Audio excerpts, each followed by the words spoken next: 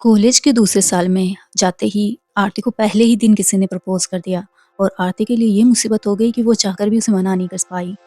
Hey guys, मैं आ गई हूँ द डे लव हैपन का नेक्स्ट चैप्टर लेकर। आई होप आपने पिछले चैप्टर सुन लिए होंगे।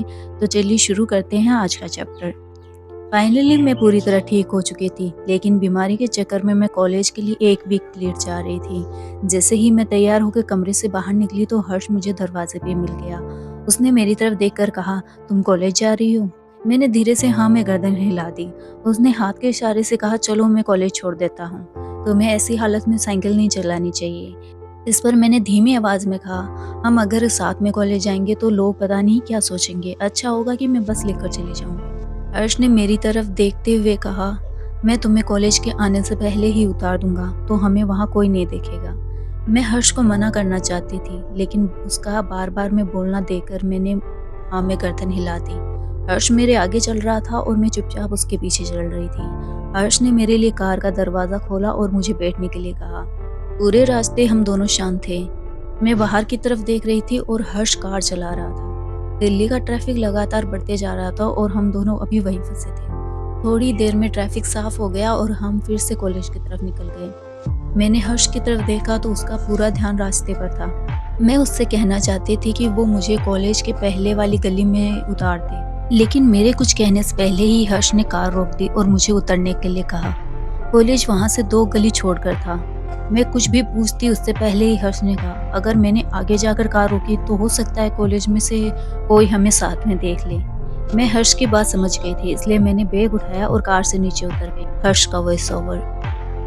आरती के कार से उतर जाने के बाद जब मैंने उसे देखा तो वो चारों तरफ देख रही थी। ये पता करने की कोशिश कर रही थी कि किसी ने हमें देख तो नहीं लिया। जब उसे लगा कि किसी ने नहीं देखा है तो वो चुपचाप कॉलेज की तरफ बढ़ गई। उसे जाते हुए मैं देख रहा था। थोड़ी देर वहां रुकने के बाद मैं भी कॉलेज के लिए चला गया। जब मैं कॉलेज पहुंचा तो प्रमिला मुझे दरवाजे पर मिल गई। मैंने कार को पार्किंग में खड़ा किया और उसके पास गया। सामने जाते ही उसने मुझे एक फाइल थमा दी। इससे पहले मैं कुछ पूछ पाता, प्रमिला ने कहना शुरू किया, मैंने सब कुछ देख लिया है, तुम्हें सिर्फ इस पर आंटी के साइन करवाने हैं। अगर कोई और काम हो तो कॉलेज के बाद में बात कर लेना। मैंने आंखें बड़ी करते हुए कहा, तो क्या मुझे एक फाइल कॉलेज टाइम में देखनी होगी? यार तुम तो बहुत निर्दयी हो। प्रमिला ने मेरी तरफ देखकर बनावटी गुस्से के साथ कहा, तुमने ही कॉलेज और ऑफिस दोनों को चुना है तो अब तुम्हें ही इन दोनों को बैलेंस करके चलना होगा। मैंने फाइल को हाथ में लेकर गहरी सांस लेते हुए कहा, ठीक है, मैं तुम्हें बता दूंगा। ये कहकर मैं स्टाफ रूम की तरफ चला गया। वहां जाकर मैंने सबसे पहले फाइल को खोला और पूरा डाटा देखने लगा।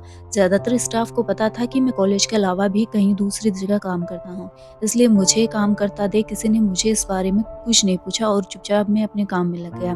लगभग मुझे 1 घंटा लग गया। मुझे पता ही नहीं चला कि मैंने अपनी एक क्लास भी मिस कर दी है। जो क्लास मैंने छोड़ दी थी उसे मैंने अपने खाली टाइम के लिए रख लिया। फाइल को पूरा पढ़ने के बाद मैंने उस पर साइन किए और उसे लेकर अपनी क्लास की तरफ निकल गया। जैसे ही मैं क्लास के सामने पहुंचा मुझे आरती का ख्याल आ गया। पता नहीं अब वो कैसी हो गई। ये सोचते हुए मैं क्लास में गया। आरती का वॉइस ओवर। सुबह से सारे टीचर आ जा रहे थे, लेकिन मेरा मन तो हर्ष के आने का इंतजार कर रहा था। क्लास में आते ही नंदिनी ने मुझसे पूछ लिया कि मैं इतना लेट क्यों आई हूँ कॉलेज के लिए। जैसे ही मैंने उसे बताया कि मेरी तबीयत ठीक नहीं थी तो उसने झटके से मेरे सिर पर हाथ रखते हुए कहा कि अभी तेरी तबीयत खराब है? मैंने नाम में गर्दन हिलाकर कहा, नहीं, अब मैं ठीक हूँ। उसके बाद हमें पढ़ाने वाले सारे टीचर ने मुझसे पूछ लिया कि मैं इतनी लेट क्यों आई हूँ, और मैं सभी को एक ही जवाब दिए जा रही थी। मैं बार-बार घड़ी की तरफ देख रही थी। आज से पहले मैंने किसी का इंतज़ार नहीं किया था, लेकिन आज पहली बार मैं हर्ष का इंतज़ार कर रही थी, क्योंकि उस एक दिन ने हर्ष को लेकर मेरा नज़रिया पूरी तरह बदल दिया था। मैं क्लास में बैठे-बैठे पिछले 1 वीक को याद कर रही थी कि किस तरह हर्ष ने मेरा ध्यान रखा। मैं इंतज़ार कर रही थी कि हर्ष कब आए। तभी ये क्लास भी पूरी हो गई और मेरे पूरे दिन का इंतज़ार भी खत्म हो गया। हर्ष क्लास में आ गया। उसके हाथ में एक फाइल थी और साथ में म्यूज़िक की किताब भी। अब वो हमें म्यूजिक के ओरिजिन के बारे में पढ़ाने वाला था। उसे देखकर मेरे चेहरे पे हल्की सी मुस्कान आ गई। हर्ष ने फाइल को सामने के टेबल पर रखा और किताब खोलकर पढ़ाने लगा। मैं लगातार उसकी तरफ देखे जा रही थी और मेरे चेहरे की मुस्कान बढ़े जा रही थी। जब हर्ष ने पढ़ाते हुए मेरी तरफ देखा तो उसकी आंखें थोड़ी देर के लिए मुझ पर रुक गई। जब उसे एहसास हुआ तो उसने अपनी गर्दन दूसरी तरफ घुमा ली और पढ़ाना जारी रखा। हर्ष पढ़ा रहा था और मैं पागलों की तरह उसी की तरफ देखे जा रही थी। मैं उसे देख रही थी और मुझे पता ही नहीं चला कि कब क्लास खत्म हो गई। दिन में जब भी हर्ष मुझे नज़र आया, मेरे चेहरे पे एक हल्की-सी मुस्कान आ रही थी। मुझे इस तरह देखकर नंदिनी ने भी पूछ लिया, "क्या हुआ? आज भांग खा कर रही है क्या जो सुबह से बिना किसी कारण के मुस्कुराई जा रही है?" उसकी बात सुनकर मैंने नज़रें चुराते हुए कहा, "नहीं, कुछ नहीं।" नंदिनी ने मुझे ऐसा करते हुए देख लिया था, तो उसने छेड़ने के अंदाज से कहा, "क्या कॉलेज में कोई पसंद आ गया? कौन है वो?" मैंने नंदिनी के कंधे पर हल्के से मारते हुए कहा, "ऐसा कुछ नहीं है। इतने दिनों से बीमार थी तो ठीक होकर अच्छा लग रहा है।" नंदिनी ने मेरे गर्दन के चारों ओर अपने हाथ को रखते हुए कहा, "ओह! ऐसी बात है, ठीक है फिर कल मिलते हैं।" ये कहकर नंदिनी वहाँ से चली गई। उसके जाते ही मैं कॉलेज से निकलकर टैक्सी लेने के लिए रुकी, तो मुझे दरवाजे पर ही हर्ष नज़र आ गया जो अपनी कार में था। उसने मेरी तरफ देखा और हल्की सी मुस्कान देकर कॉलेज से निकल गया। शायद हर्ष ने मेरी इस हरकत को नोटिस कर लिया था। अब मुझे समझ आ रहा था कि कॉलेज की बाकी लड़कियां हर्ष को देखने की मिन्नतें क्यों करती थी, क्योंकि आज मेरी हालत भी उनके जैसी थी। शायद हर्ष को पसंद करने की लाइन में मैं आखिरी में थी, लेकिन मुझे इस बात की खुशी थी कि हर्ष का थोड़ा अटेंशन मेरी तरफ था। हर्ष का वॉइस ओवर। ऑफिस के लिए निकलते वक्त कॉलेज के दरवाजे पर ही मुझे आरती नजर आ गई। न जाने क्यों मुझे उसकी आंखों में एक अलग सी चमक नजर आई। मैंने इस बात को जाने दिया और ऑफिस के लिए निकल गया। ऑफिस पहुंचते ही मैं चाची के कैबिन में चला गया और उनके सामने फाइल रखते हुए कहा, "मैंने इसे अच्छे से देख लिया है, तो आप भी देख लीजिए और बाद में इस पर साइन कर दीजिए।" चाची ने मेरी तरफ देखा और फिर फाइल खोलते हुए कहा, "जब तुमने इसे देख लिया है तो मुझे इसे देखने की क्या जरूरत है?" ऐसा कहते हुए उन्होंने साइन कर दिए। मैं चाची से कहना चाहता था कि वो एक बार इसे पढ़ तो ले, लेकिन मेरे कुछ कहने से पहले ही उन्होंने फाइल को साइन कर दिए। साइन करने के बाद उन्होंने फाइल को मेरी तरफ बढ़ा दिया। फाइल को हाथ में लेते हुए मैंने कहा, "आपको एक बार इसे पढ़ लेना चाहिए था, मुझसे भी गलतियां हो सकती है।"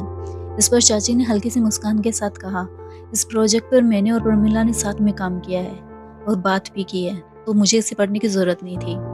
उनकी बात सुनकर मैंने धीरे से हाँ में गर्दन हिला दी। फिर मैंने चाची से मेरे भाई के बारे में पूछा कि वो कॉलेज कब आ रहा है, तो चाची ने हल्की सांस छोड़ते हुए कहा, "मैंने बात तो की है, शायद 1-2 दिन में वो कॉलेज आ जाए।" उनसे बात करने के बाद मैं केबिन में चला गया। कुछ दिनों से काम इतना ज्यादा बढ़ गया था कि मुझे अपनी टेबल पर रखी सारी फाइलें देखने का मौका ही नहीं मिला। फिलहाल मैं इस बात पर ध्यान दे रहा था कि जिन कंपनियों के साथ हमने पहले भी डील की है, उन्हें मैं पहले देख लूं, बाकियों को बाद में मौका मिलता रहेगा। लगभग रात के 11 बज गए थे जब मैं ऑफिस से निकला। जब मैं कमरे में पहुंचा तो आरती के कमरे की लाइट चालू थी। मैंने घड़ी में वक्त देखा तो लगभग 11:30 हो चुके थे। मुझे हैरानी हो रही थी कि आरती अभी तक जगी हुई है। कमरे में जाकर पहले मैंने अपने कपड़े बदले और फिर सोने के लिए लेट गया।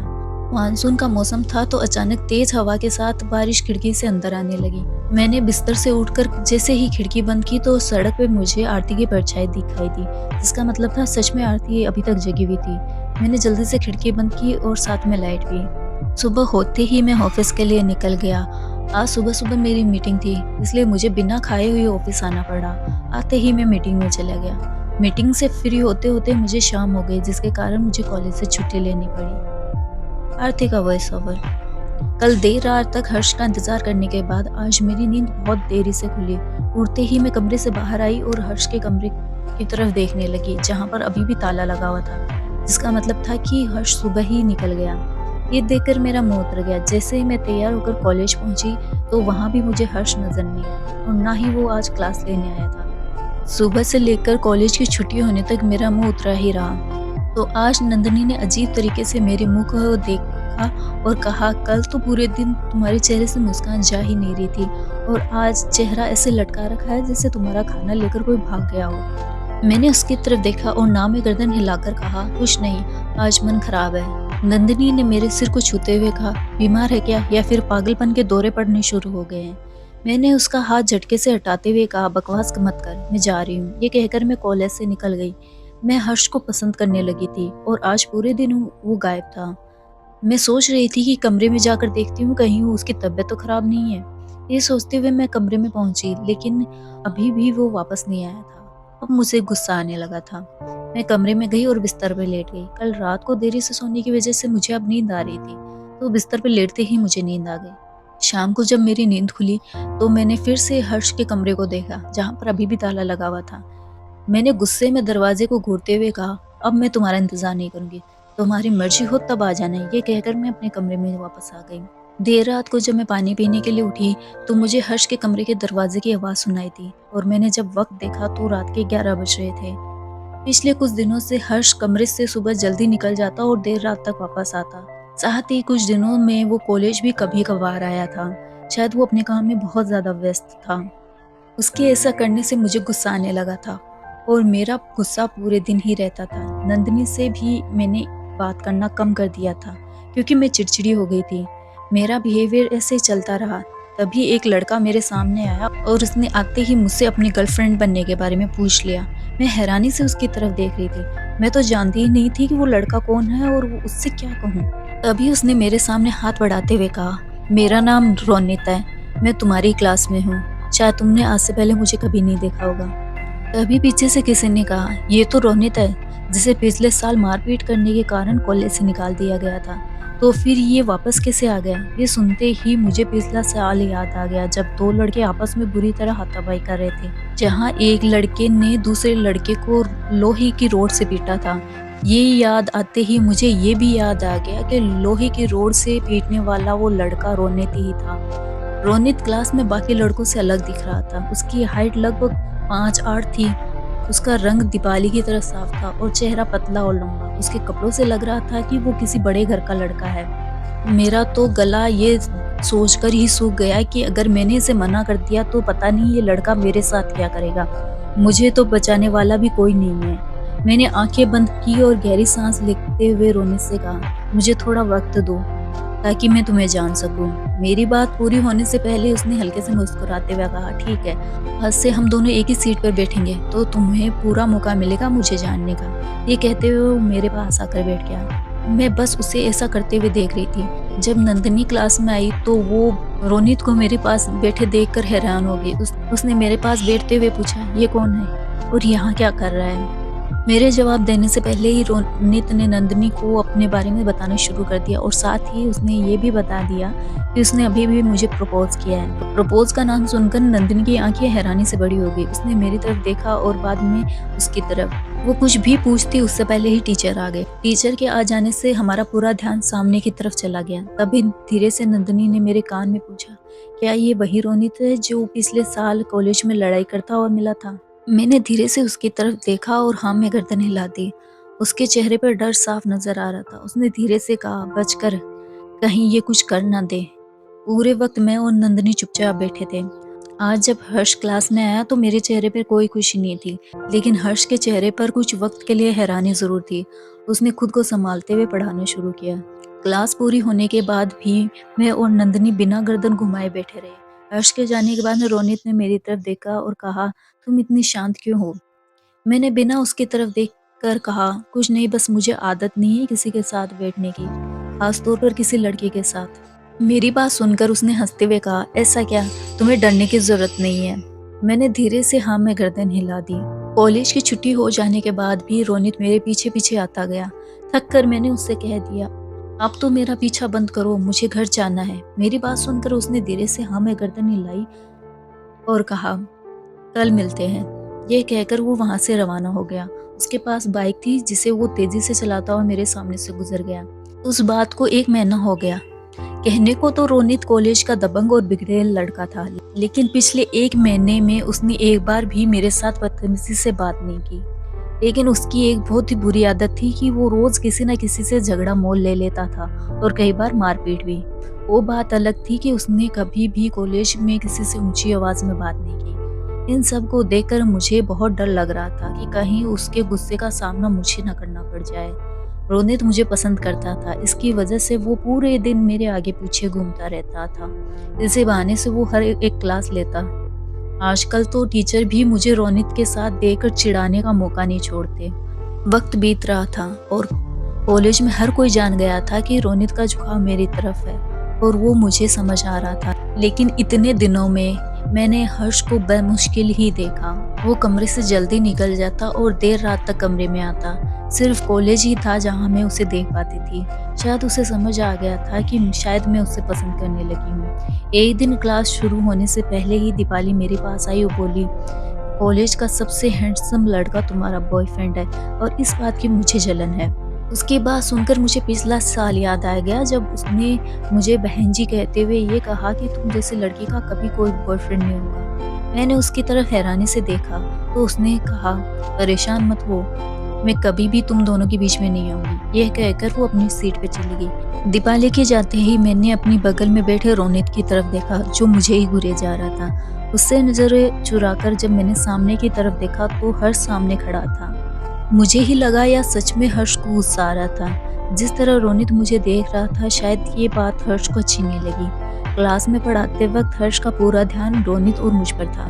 क्लास खत्म होने के बाद भी हर्ष मुझे और रोनित को घूर रहा था। जब मैंने उसकी तरफ देखा तो उसकी आंखों में गुस्सा साफ नजर आ रहा था, जिसे देखकर मुझे ये समझ आ गया कि हर्ष को मेरे और रोनित का बात करना और साथ में बैठना बिल्कुल पसंद नहीं आ रहा है। कॉलेज में लगभग सभी लोग ये बात कहने लगे थे कि हर्ष और रोनित की बराबरी नहीं हो सकती और उनके सामने कोई और भी नहीं टिक सकता, क्योंकि वो दोनों ही बहुत हैंडसम थे। कुछ ने तो ये कहना भी शुरू कर दिया कि वो दोनों भाई हैं। ऐसा नहीं था कि कॉलेज की सारी लड़कियां हर्ष पे ही मरती थी, अब तो कुछ ने रोनित को भी पसंद करना शुरू कर दिया था। और पिछले कुछ दिनों में रोनित को बहुत सारी लड़कियों ने प्रपोज किया था, वो भी मेरे सामने। लेकिन रोनित था जो मुझी पर लट्टू होकर बैठा था। ये बात अलग थी कि उसने अभी तक मुझे किसी भी बात को लेकर फोर्स नहीं किया।